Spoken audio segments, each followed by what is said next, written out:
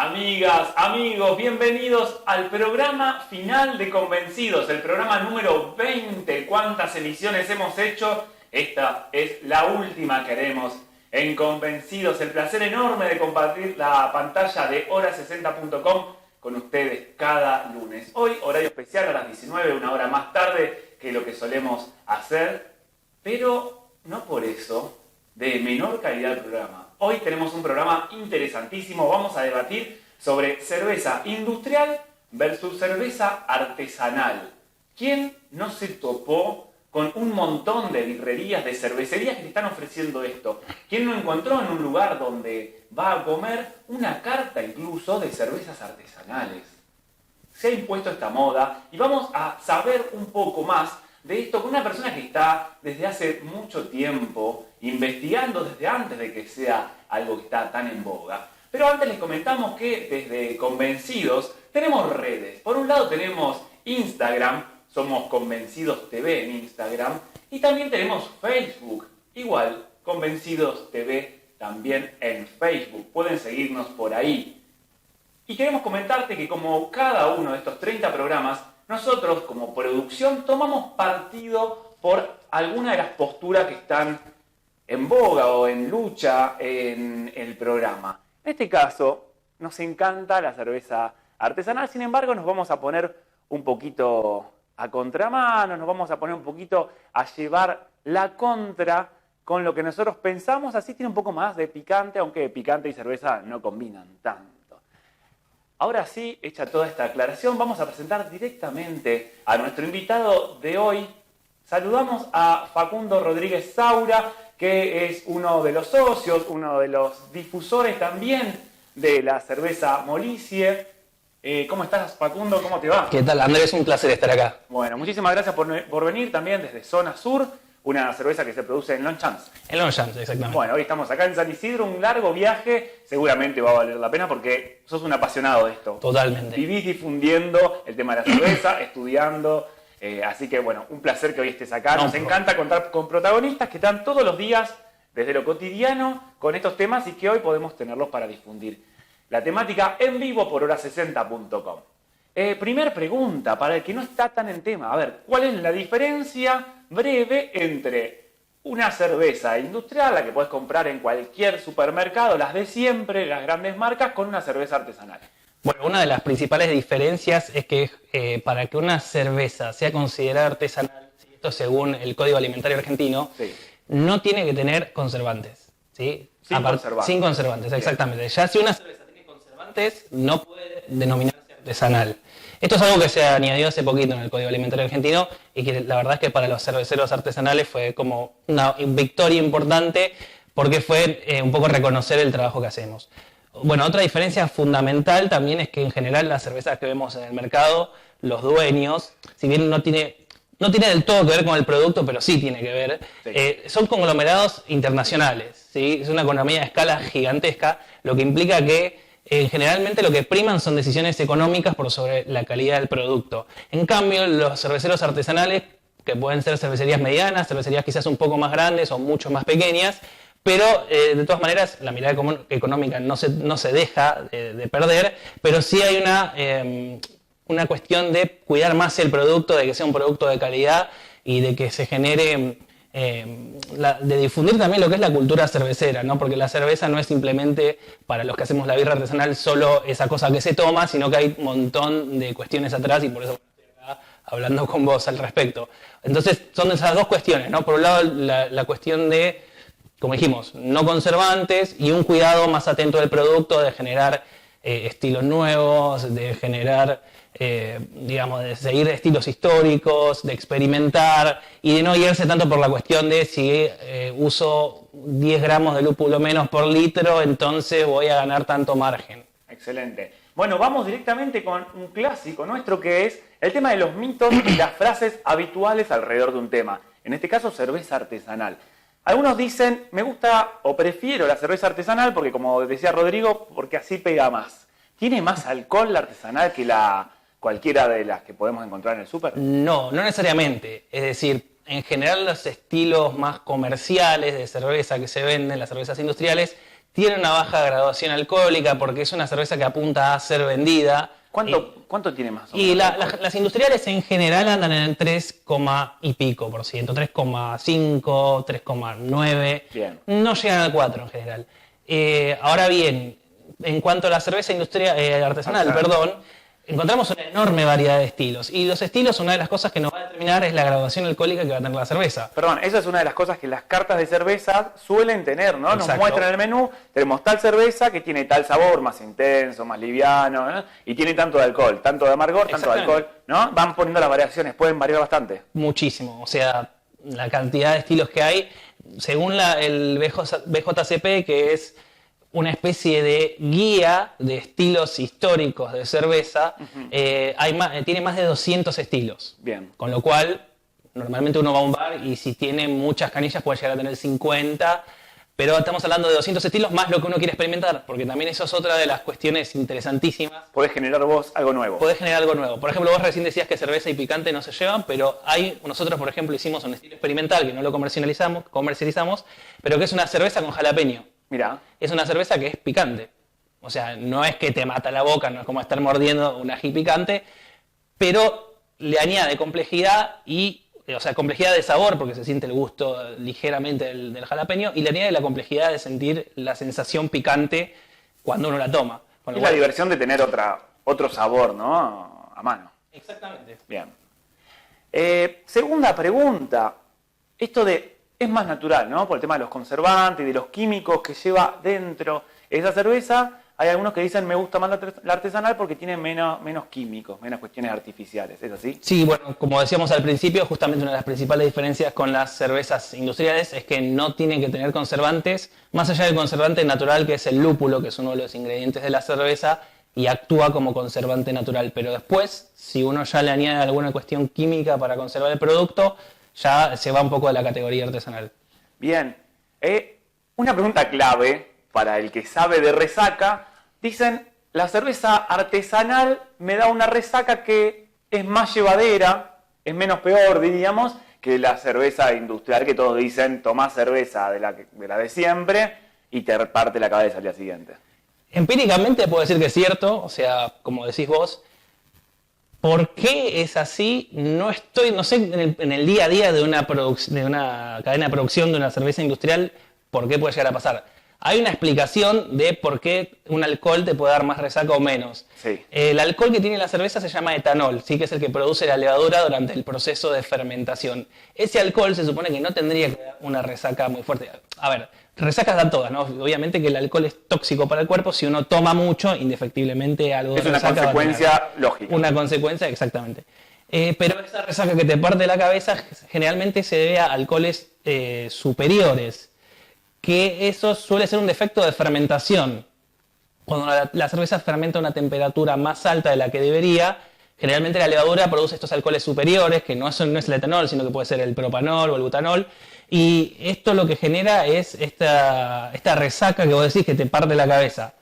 Esa es una de las diferencias con la industrial, ¿no? Que se genera alcohol con un tema de una temperatura alta, a diferencia de la artesanal. No lo sé a ciencia cierta, o sea, no debería, porque la cadena de producción de una mega cervecería debería tener un equipamiento que permita controlar la temperatura de una forma completamente eficaz, con lo cual dudo que la fermentación pase de la temperatura que debería.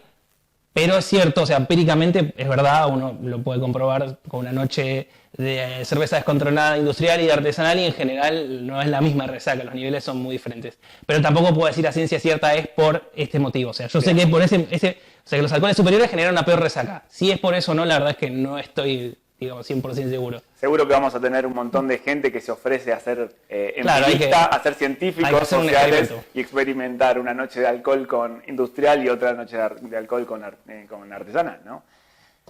La cerveza industrial la apuran, ¿no? La cerveza industrial la apuran y por eso ya no tiene un sabor como el de antes y se cae en la frase comúnmente de todas las cervezas, variadas de marcas.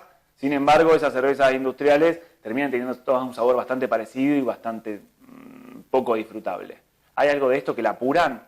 También a nivel... Había una publicidad que decía madurar, esa es la clave. ¿Pasa algo de esto de apurarla? Tampoco lo sé a ciencia cierta, digamos, cómo funciona una cervecería industrial. Sí es cierto también a nivel empírico que uno cuando toma una cerveza industrial en invierno generalmente es bastante mejor que cuando la toma en verano, con lo cual probablemente haya algo de eso.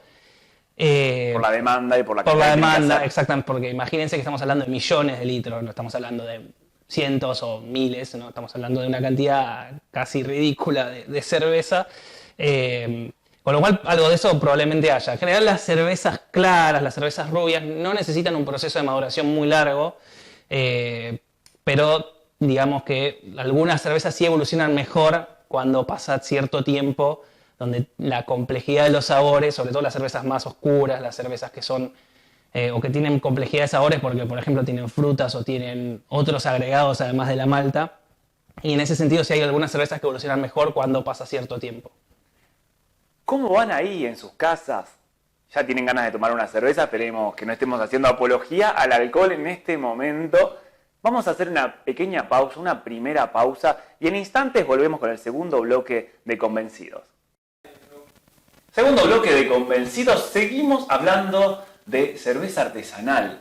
Algunos dicen, es una moda pasajera. Es ahora el boom y después nadie se acuerda y vuelve a ser algo muy reducido como hasta hace 5 años, podríamos decir. Sí, eso es una de las que más me molesta, cuando te dicen eso. Mirá, yo tengo varias razones por las cuales no creo que sea algo pasajero. Primero, una cuestión histórica de que cerveza se consume desde hace 6.000 años, con lo cual, digamos, potencial de que la bebida se siga consumiendo por un par de miles de años más, todavía hay.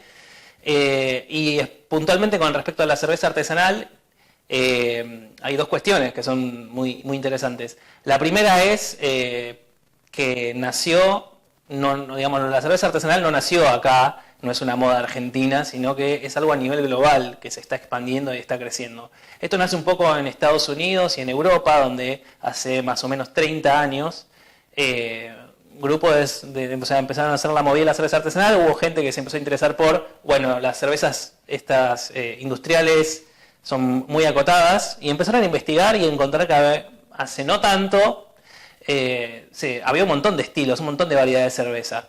Y empezaron a rescatar estos estilos históricos que te contaba, que están en esta guía, que es la de la BJCP, y a partir de ahí esa movida nació y pegó mucho en Estados Unidos, en Europa también. Bueno, obviamente Europa tiene una tradición cervecera.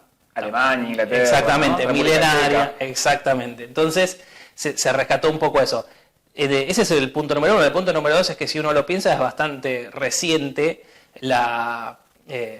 digamos, la mega globalización de mega empresas que proveen la misma cerveza básicamente en todo el mundo. Si nos vamos hace 100, 200 años, muy probablemente, no sé si como ahora, digamos, en cantidad de microcervecerías, pero también cada pueblito o cada zona probablemente tenía una cervecería que abastecía digamos, a ese lugar. No era que venía todo en barco y no era que venía una mega planta de afuera a poner la cervecería acá. Entonces, también hay cuestiones históricas que se pueden rescatar y revalorizar, y por ahí puede ser algo que dure, o sea, mínimamente mirando el mercado norteamericano, por lo menos 30 años de historia de cerveza artesanal tienen. Tiene mucho de lo regional también la cerveza artesanal, ¿no? Como que por lo general, si bien hay algunos que se van expandiendo y van creciendo bastante, por lo general como que hay mucho en su zona. Sí, el compre local o bebe en tu cervecería local también es algo muy, muy que viene de la cultura norteamericana, donde también, bueno, es un mercado mucho más grande el de Estados Unidos,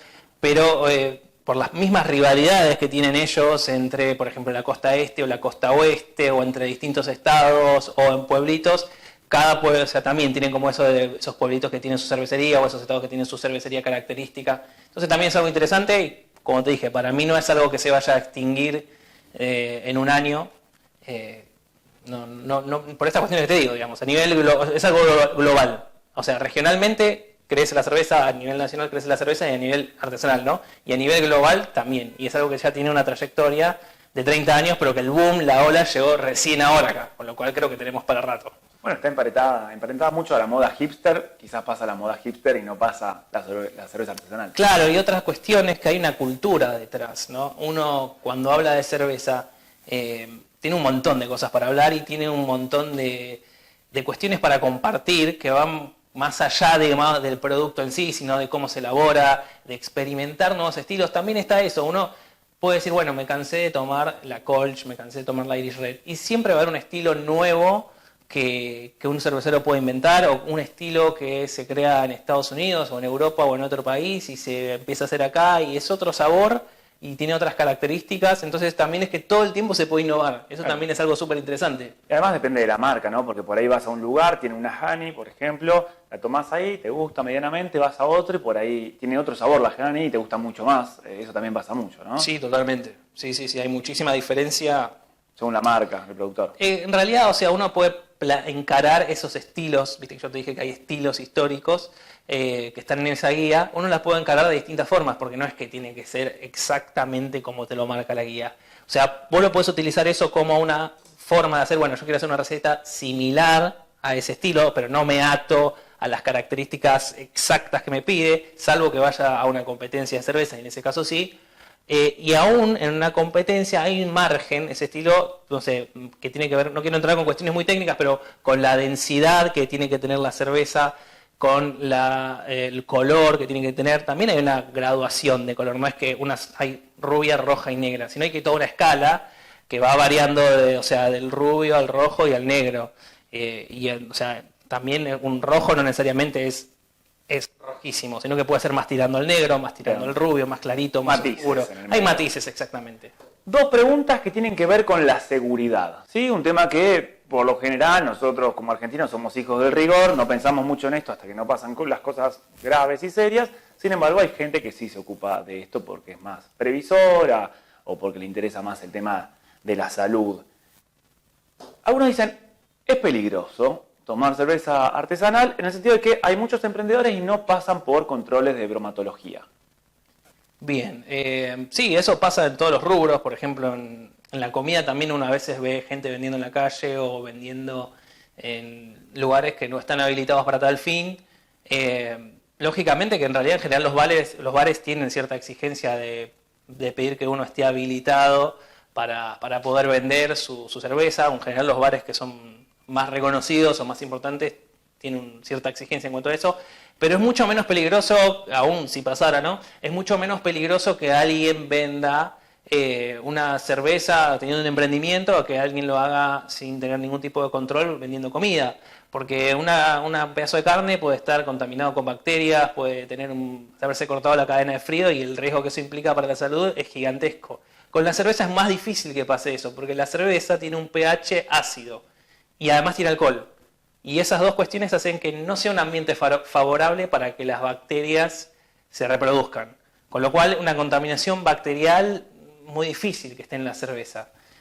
Con lo cual, el riesgo es menor. O sea, sí, o sea, como te dije, en un emprendimiento puede haber tanto de cerveza como de gente que por ahí vende y no tiene el control correspondiente, pero digo, es mucho menos riesgoso. Igualmente les exigen ciertos controles también, ciertas cuestiones administrativas que ustedes tienen. Ustedes en particular, Malicia, en general todo tienen que tener, ¿no? Claro, exactamente. Hay diferentes órganos del Estado que están también controlando y exigiendo ciertas... Sí, generalmente una habilitación municipal, la habilitación para poder vender expendio de bebidas alcohólicas y todo ese tipo de cosas. Expendedores de bebidas alcohólicas, claro. Que tienen que estar también. Bien, perfecto. La segunda que tiene que ver con la seguridad y que ya es el último mito que vamos a hacer, es el que se dice, se suele comprar tirada, no se sabe la fecha de vencimiento ni quién lo produce. Este tema de la fecha de vencimiento, ¿cuánto dura, por ejemplo, una cerveza artesanal? Y conservada en una cámara de frío, es decir, a temperatura 2 grados, 5 grados, en general se pone una fecha que son 6 meses. Es un montón. Que es un montón, porque sale muy rápido y no venden grandes cantidades. ¿Cómo?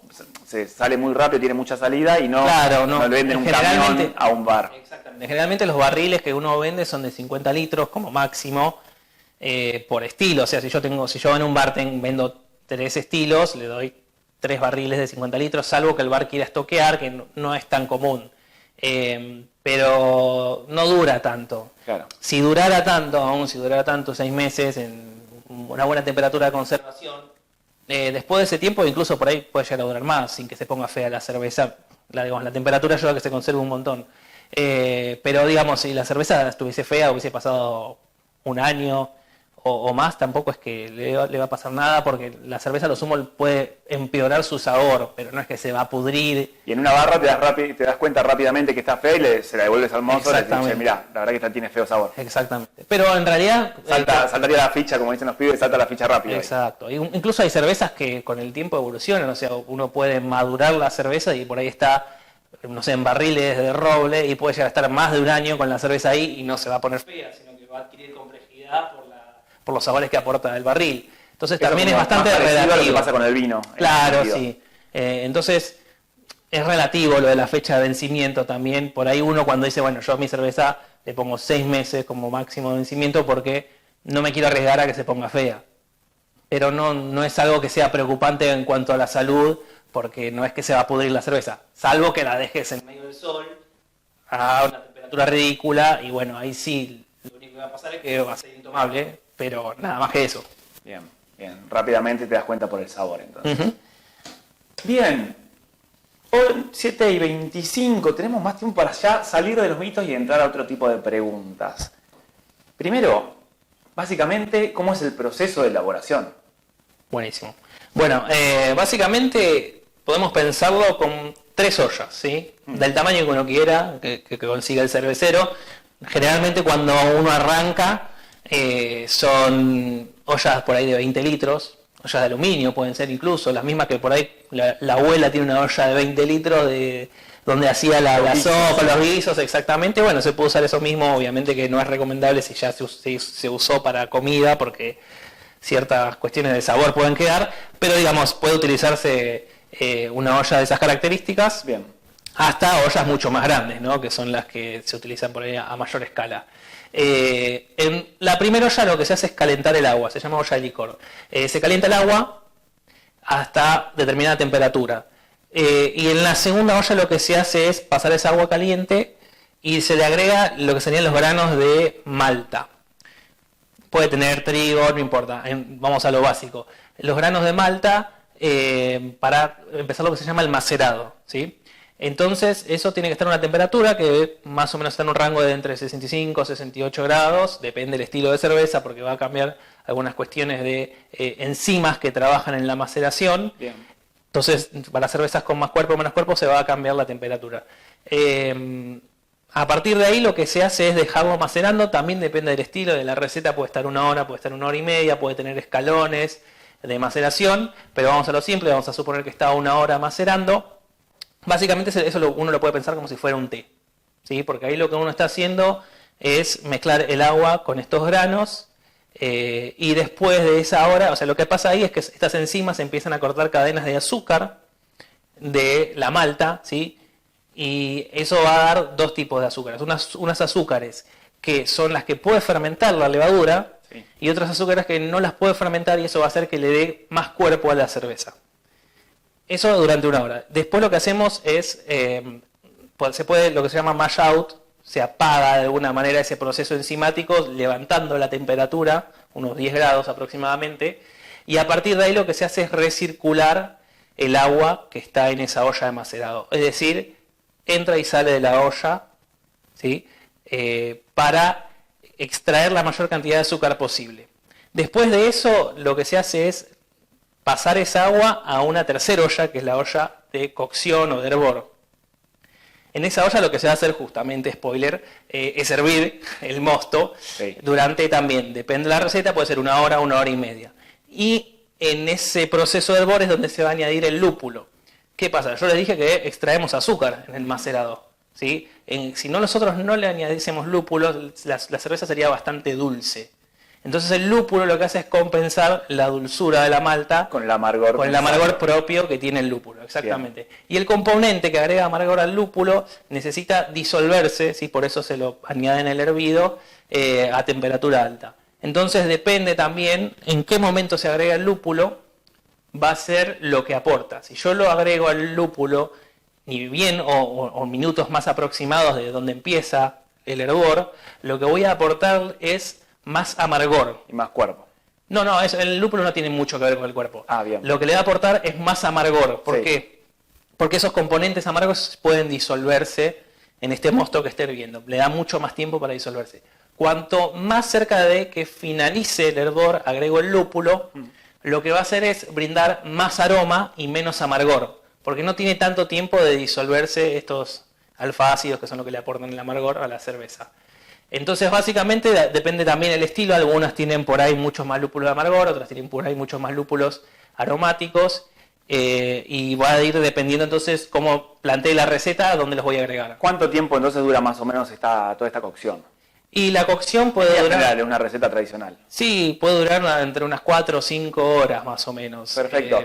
Ya tenemos la sin cerveza. Contar todo el proceso de lo que vos tenés que limpiar o lo que tenés que pasar, digamos, de un lado al otro. O sea, más o menos eso es lo que dura en total. Bien, ya tenemos la cerveza producida. Entonces, ¿cómo se distribuye? Porque una cosa es, lo sabrá cualquier emprendedor, una cosa es fabricar algo y otra es colocarlo, distribuirlo, hacer toda la cuestión de marketing y logística.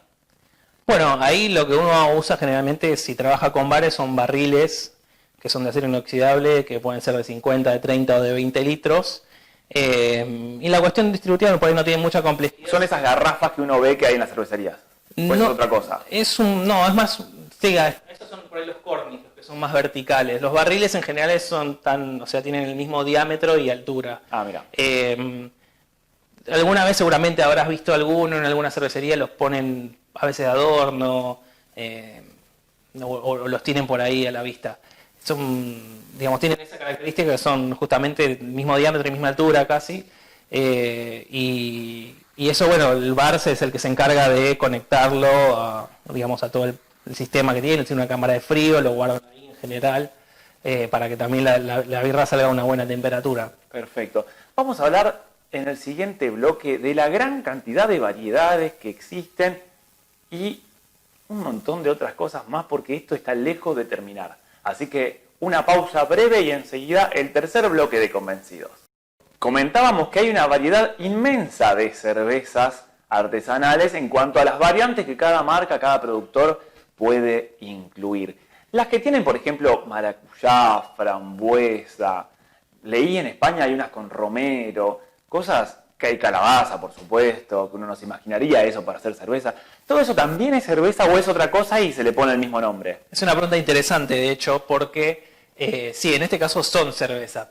Y justamente, en general, la denominación de las bebidas tiene que ver con la fuente principal de azúcar de la bebida. Es decir, en el caso de la cerveza, la fuente principal es un cereal. Sí. La cerveza clásica que conocemos todos es malta. La malta. Pero bueno, hay cervezas de otro tipo. Cerveza de arroz, por ejemplo, lo que hacen en Japón, el sake. Pero es un tipo de cerveza también. Y así hay varios. Y en el caso de, no sé si existe, ¿no? Pero si se hiciera una bebida que tuviese como fuente principal de azúcar para fermentar maracuyá o frambuesa, tendría que ser más bien un vino. Porque el vino es una bebida que tiene como fuente principal de azúcar una fruta. Bueno, en el caso del vino de uva y así puede haber otros vinos. Pero no, en el caso hay estilos de cerveza que pueden llevar lo que se llama adjuntos, ¿sí? Que son otros elementos que se le puede, otros ingredientes que se le pueden agregar a la cerveza para añadirle complejidad de sabores, de aromas, pero que no es el ingrediente principal y que no es, la fuente principal de azúcar que dijimos era la malta. Y en este caso, las frutas pueden funcionar como estos adjuntos que le brindan complejidad a la cerveza. Y las cervezas que generalmente llevan frutas son cervezas belgas, porque las levaduras belgas aportan sabores frutados, y se llevan bien con la complejidad que aporta agregarle justamente algún tipo de fruta. Cervezas especiadas también existen. En general, todas estas están contenidas dentro de los estilos que se encuentran en la guía esta BJCP. Pero sí, bueno, digamos, son cervezas. Bien, y para estas cuestiones adicionales, ¿hay algún requisito? ¿Hay algo que te pueda excluir, algún elemento? Porque ya mencionamos frutas, hortalizas, un montón de cosas, ¿no? Digo, ¿hay algo que te pueda llegar a condicionar o solamente el sabor? Hay algunas cuestiones que no se puede hacer una cerveza con eso simplemente porque tendría mal sabor. ¿Cuál es la condición para poder adicionarle eso? Siempre es importante pensar cómo ese ingrediente ajeno de alguna manera a lo que es lo básico de cerveza, que es la malta, levadura, lúpulo y agua, sí, va a combinar con la receta original, digamos, que sería la complejidad de maltas o de lúpulos que se utilizan. y cómo también si utilizo más de uno de estos ingredientes adicionales, se van a combinar entre sí de una forma equilibrada. Entonces, yo creo que es medio difícil encontrar, o sea, quizás lo haya, pero me parece medio difícil encontrar algún ingrediente que obviamente sea de consumo alimenticio que no pueda combinarse con la cerveza. Probablemente alguno que otro sea muy difícil de lograr un buen producto con eso. Pero digamos, como te dije, nosotros hicimos una birra con jalapeño y a quién se le va a ocurrir una cerveza con morrón, de alguna manera, que puede llegar a quedar bien. Sin embargo, por ahí no es para el gusto de todos, pero tampoco es algo que sea asqueroso. Claro. Pero hay que pensar bien cómo combinar el jalapeño, que tiene un sabor fuerte, característico con la cerveza. Invasivo. Exacto. Probablemente si yo hubiese hecho una cerveza rubia, livianita, con poca complejidad de malta, el jalapeño me iba a invadir toda la cerveza y no iba a quedar bien. Claro. Pero nosotros utilizamos un tipo de cerveza que se llama Dry Stout, que es una cerveza negra, que lleva maltas tostadas, que lleva maltas oscuras, que son más, le añaden complejidad y le añaden, digamos, fuerza al sabor de base, digamos, que se utiliza en la receta. Con lo cual el jalapeño... Un sabor ya muy marcado, diríamos. Claro, un sabor que no pasa desapercibido. Entonces ahí el jalapeño puede combinar mucho mejor que si yo hubiese utilizado otro tipo de cerveza de base, ¿no? Pasa lo mismo con las frutas, por eso digo, las cervezas belgas combinan bien con un tipo de cerveza con ingredientes como frutas, porque la levadura ya aporta un sabor frutado, con lo cual es mucho más fácil combinar la complejidad de sabores que aporta, añadirle, no sé, frambuesa, añadirle maracuyá o lo que fuere. Entonces, digamos, pueden generarse birras que normalmente uno pensaría esto no puede quedar bien, pero Te sorprenden. te sorprenden. Sabemos que los oligopolios o los monopolios son pulpos que quieren quedarse con todo y no quieren compartir ni una pequeña porción de la torta, ¿no? Seguramente habrán visto las industrias, las cervezas industriales más importantes, que están perdiendo alguna pequeña porción en contraste con las artesanales. Hay alguna que inclusive ya estaba sacando una versión que supuestamente era artesanal, aunque era una gran marca de supermercado. ¿Qué piensan que va a pasar o qué está pasando, si es que no me enteré, con el tema de la competencia? Porque los tipos nunca quieren perder. Es muy, como te decía, ¿no? Para mí es algo que va a durar el tema de la cerveza artesanal. Es una preocupación que por ahí acá en Argentina todavía no se da tanto, pero en otros lugares como México, bueno, también con un mercado interno bastante más grande, Sí. Donde justamente estos monopolios o estas empresas gigantescas empezaron a comprar lo que se llaman cervecerías independientes, que por ahí son cervecerías de un volumen bastante más interesante que el que por ahí hacemos nosotros. Estamos hablando por ahí de más de 300, 600 mil litros por mes, pero que no dejan de tener el espíritu de alguna manera artesanal. Que como la estrategia a lo Coca-Cola, ¿no? Que cualquier otra bebida que tenía cierto éxito también lo compraban ellos y terminaba todo como una competencia, pero interna, porque al final termina siendo todos de ellos, una cuestión así. Claro, exactamente. O sea, compraban cervecerías, digamos, independientes que tenían cierto volumen y las empezaban a controlar. Eso pasaba en Estados Unidos también, en México también, por lo que estuve leyendo, pasó. Acá sé que quisieron hacer algo parecido con una cervecería importante también, de marca nacional, pero que no quisieron vender, o sea que, digamos, todavía no se dio mucho eso. Pero bueno, es una de las competencias, una de las estrategias que tratan de implementar como para tratar de recuperar ese pequeño porcentaje, porque estamos hablando de cerca de un 3% de market share que tienen lo que serían las cervezas artesanales contra el 97-98% que tienen las cervezas industriales. Pero si nosotros miramos, como te decía, que era un fenómeno más bien global, y eso es algo interesante porque tenemos también una referencia para ver cómo fue en otros mercados. En Estados Unidos más o menos el market share de las cervezas artesanales está en el orden del 15%. Mucho más que acá. Mucho más que acá, exactamente. Una nota justamente del año pasado, el presidente de la CAPCA, Cámara Argentina de Productores de Cerveza Artesanal, comentaba que hasta ese momento, hasta junio del 2017, cuando se publicó esta nota, tenían un 2% del mercado, ahora vos me decís más o menos el 3%. ¿Cuánto pensás que puede llegar a crecer en el corto plazo la cerveza artesanal? Sobre todo con algunos pros, quizás vos tenés otros, que son esto, que hay cervecerías ahora artesanales por todos lados, y los contras que por lo general, si uno va a llevar para tener en la casa, si bien hay ciertos barrilitos, ciertas botellas que uno pueda transportar, por lo general hay mucho más de tirada de la cerveza artesanal y mucho más para envasado las cervezas tradicionales, ¿no? Claro, bueno, teniendo en cuenta, mirándolo otros mercados, ¿no? Como por ahí el norteamericano, que insisto, por ahí es un mercado muy distinto porque es mucho más grande. Son muchísimos millones que nosotros. Son muchísimos más, exactamente. No obstante, es una buena referencia, por lo menos ver hasta dónde llegó. ¿Qué porcentaje igual? Claro, es porcentual. Bueno, en Europa es un poco más alto, de hecho creo que el market share está más o menos en el orden del 17-18%. También una tradición más bien cervecera, entonces también tiene lógica que sea más alto. Con lo cual yo creo que acá todavía hay muchísimo potencial, como decías vos. El año pasado por ahí está en el 2 y pico por ciento. Yo no recuerdo bien los números, pero creo que este año ya había alcanzado. La Cámara decía 2%. Claro, bueno. Pero venía creciendo, o sea, yo me acuerdo que cuando nosotros arrancamos hace 6 años estaba en el 0,8, 0,5%. Y no fue, fue hace 6 años, no fue hace 20. Con lo cual tuvo un crecimiento casi exponencial en muy poco tiempo. Este año, bueno, por ahí fue más complicado porque la crisis económica hace que también se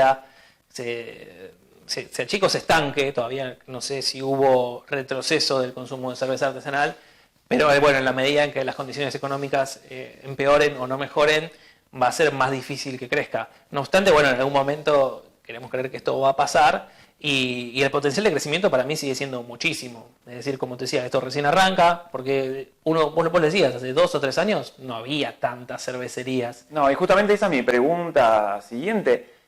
Uno de los booms de este año, el año pasado, fueron, creo yo, las barberías, que van por otro lado, aunque también esta cuestión medio hipster y demás con la cerveza artesanal está bastante de la mano. La cantidad de dominicanos que abrieron barberías es increíble, bienvenidos sean, por supuesto. Y después las birrerías, cervecerías artesanales que hay por todos los centros de del conurbano y del capital, llenísimos, ¿sí? ¿Pensás que esto se puede llegar a mantener o que, más allá de que no se pueda hacer futurología, va a terminar teniendo un efecto como pasó en los 2000, principios de los 2000, que había un ciber por cuadra y se terminaron fundiendo la mayoría, o como pasó antes con los parripollos, que había tantos que se terminan fundiendo y quedan muy pocos después, ¿no? Sí, en tanto el mercado interno de ello creo que posibilidad de que haya cervecerías hay. Es decir, mientras haya gente con poder adquisitivo para comprar cerveza artesanal antes que una industrial, creo que la preferencia del público de a poco va evolucionando hacia eso. Bueno, obviamente que tiene que ver con las condiciones económicas en las que se encuentra el contexto, digamos, donde uno está vendiendo. Pero bueno, insisto en que no es como los parripollos o que no es una moda pasajera por todo esto que estamos hablando. Primero tenemos los parripollos, no había, por ejemplo, o las canchas de pádel, no había una cultura global de alguna manera sosteniendo eso. Era algo que me parece que se dio más en Argentina, no sé qué pasó en los países vecinos y no era una moda por ahí a escala global. Y aún si lo hubiese sido, me parece que hay toda una cultura con la cerveza que cambia la forma de consumirla, ¿sí? ¿Por qué? ¿Cómo sería eso?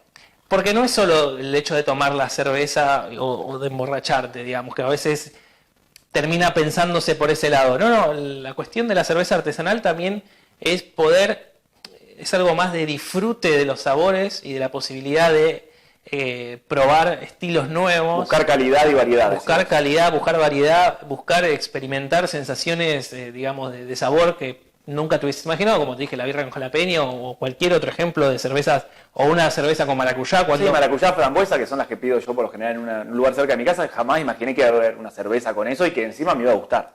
Y después la cultura de locos como yo que están hablando acá, por ejemplo, sobre cerveza. Digo, no sé si alguien podía estar 1 hora hablando o hacer un congreso como se hace, por ejemplo, que hace Somos Cerveceros, que es una asociación que promueve la cultura cervecera sobre cerveza artesanal. Y se juntan un montón de cerveceros y van y comparten experiencias, se dan charlas, se dan talleres. Entonces hay algo mucho más fuerte detrás que a mí me hace pensar que no va a ser algo pasajero. Y además tengo la comparativa de lo que pasa en Estados Unidos, lo que pasa en Europa, y que también es algo que sucede a nivel regional. No es que solo en Argentina, sino en Brasil y en un montón de países. Me imagino a la gente con el dato que dije de cuáles me gustan, primero diciendo qué me importa, Andrés, cuál te gusta a vos, y segundo que se va a armar tipo como la pizza, ¿viste? No, la mejor es esta, no, es aquella, ¿no? Y hay tantas variedades de pizza que es difícil que una sea la que hegemónicamente sea la mejor para la mayoría, ¿no? Una pregunta que tiene que ver, hablando de la situación y de este gobierno, Esteban Bullrich, en campaña para senador, una de las tantas frases polémicas que tiró, una ametralladora de tirar frases cuestionables, dijo que, bueno, las personas que se quedaban sin trabajo les recomendaba, o se veía mucho como opción para encontrar otra vez una fuente de ingresos, producir cerveza artesanal, que era una buena salida para el que estaba desempleado. ¿Qué opinás de este tipo de declaraciones? Bueno, en principio hay que ver si la persona que despidieron tenía un laburo en blanco y tenía la posibilidad de cobrar una indemnización para poder comprar todo lo que implica hacer cerveza, porque no se hace no se hace con la olla de la abuela, como dije al principio, por lo menos si uno lo quiere encarar como negocio. Con lo cual hay una inversión que muchas veces nosotros damos también talleres donde enseñamos a hacer cerveza. Ustedes enseñan a otras personas a hacerlo. Exactamente. Bien. Y muchas veces viene gente pensando, no, porque yo me quiero poner mi negocio con esto y me voy a ir a tal lado. Y por ahí se quieren ir ya y quieren empezar a vivir la cerveza de un mes para el otro. Y la verdad es que no es tan sencillo. Más que nada ahora, en este momento donde hay muchísima competencia. Por ahí hace 5 o 6 años, está bien, no había tanta competencia, pero tampoco había por ahí tanto mercado, claro, que ahora sí hay más. Pero de todas maneras, digamos... Hay más gente que ofrece cerveza y más gente que quiere cerveza artesanal. Está creciendo de las dos maneras. Exactamente. Pero, digamos, implica una inversión importante si uno lo quiere pensar a comprarse un equipo más o menos grande, más, o sea, las ollas de acero inoxidable que no son baratas, más lo que implica un gasto de alquiler, más luz, más gas, más tener una cámara de frío para los barriles, más los fermentadores. La parte del marketing. La parte del marketing. Suponete que eso lo podés obviar y lo haces de forma casera, porque por ahí no es... Cada vez es más importante porque hay mucha más competencia, pero ponele que eso lo obviás y podés encontrar un par de bares donde vender. Pero la verdad es que la inversión más grande es comprar todos los equipamientos para poder generar un producto de calidad. Porque también, si yo no tengo un control de temperatura eficiente, mi cerveza no va a salir buena. Bien. Tenemos que hacer una pausa más. La última, así que ya volvemos con el cuarto bloque de Convencidos. No te vayas. Convencidos, y quedan más preguntas. Vamos a aprovechar el tiempo al máximo. Vamos a sacarle jugo o cerveza. Cerveza. Mejor. Mosto. Los productores estaban exigiendo un marco legal para la producción. ¿Cómo está este tema? ¿Qué sabes? Sí, en general por ahí se suele dar a nivel municipal. Bien. Donde por ahí algunos municipios tienen iniciativas, en La Plata, en Mar del Plata. Porque son fenómenos nuevos muchas veces, exactamente. Como tantas otras cosas que van surgiendo, a veces las leyes quedan, o las normativas quedan un poco viejas y no contemplan esto, que no es lo mismo Molicie que Quilmes, claro, cervecería Quilmes, maltería Quilmes, que tienen como otras cuestiones, que venden un producto más o menos que se supone que es el mismo, pero en realidad no tiene nada que ver en las escalas y demás.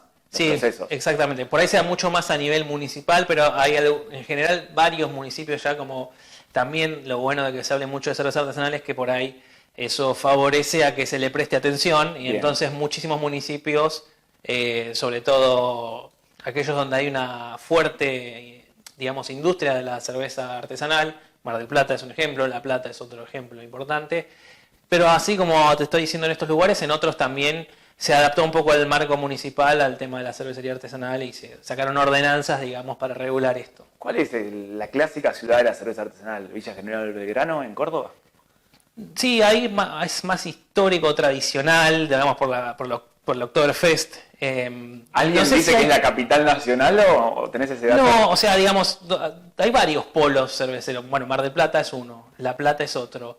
En Villa General Belgrano hay algunas, no sé si son tantas, pero hay algunas. Bueno, Bariloche también es otro polo importante. También históricamente, digamos, por ahí las primeras cervecerías artesanales o las más antiguas están en Mar del Plata y en Bariloche. Bien.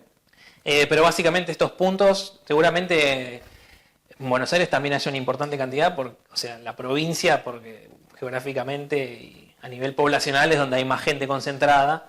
Pero bueno, estos polos, digamos, La Plata sé que tiene un polo fuerte, Mar del Plata. Bien.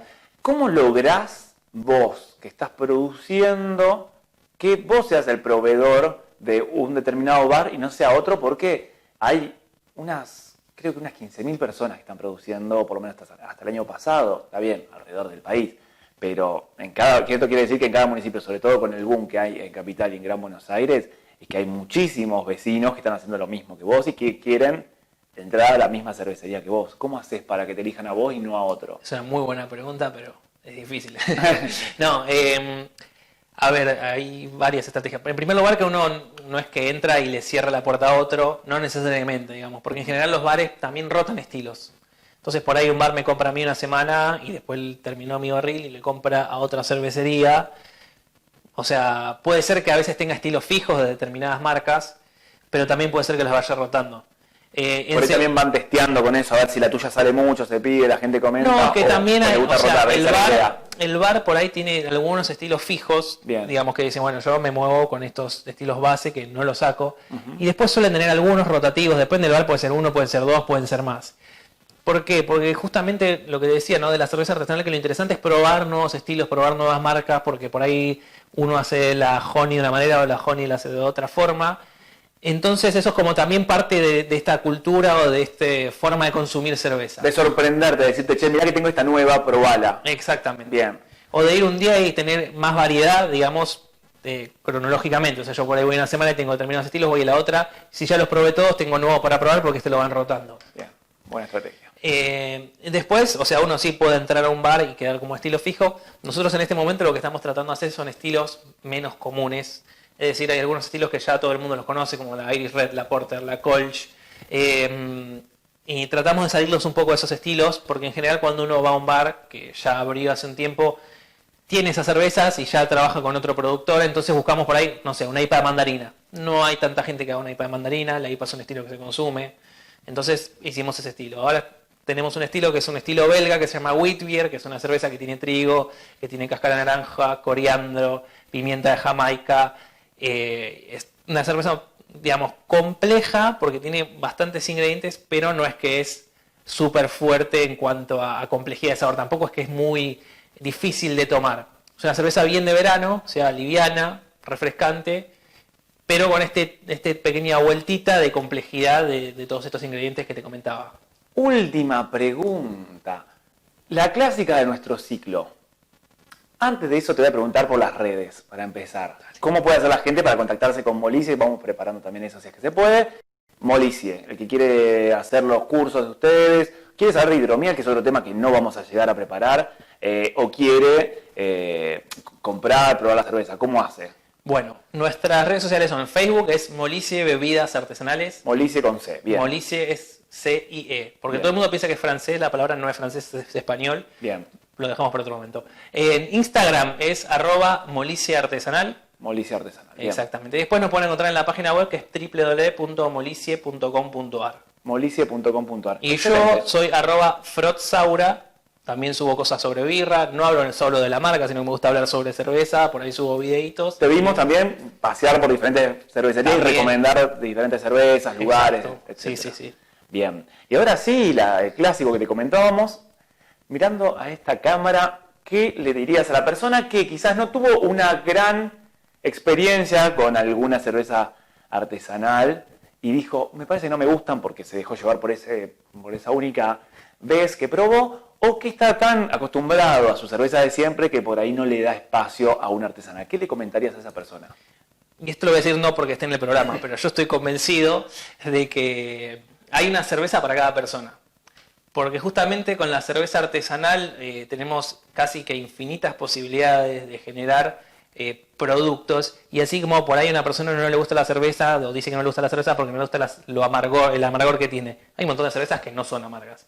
Por ahí a alguna persona no le gustan las cervezas que son las cervezas negras, pero bueno, hay un montón de otros estilos que por ahí se adecúan a su paladar. Entonces yo creo que hay una cerveza para cada persona, solo hay que descubrirla, y para descubrirla hay que probar. Entonces la idea es esa, ¿no? Que prueben, que encuentren el estilo con el que se sientan cómodos y que los acompañe alguien que sepa sobre cerveza, o en su bar, si generalmente brindan un buen servicio, también tienen que poder orientarlos a qué cerveza consumir que se adecue a los gustos de cada uno. Así que básicamente eso, hay posibilidades infinitas, así que anímense a probar.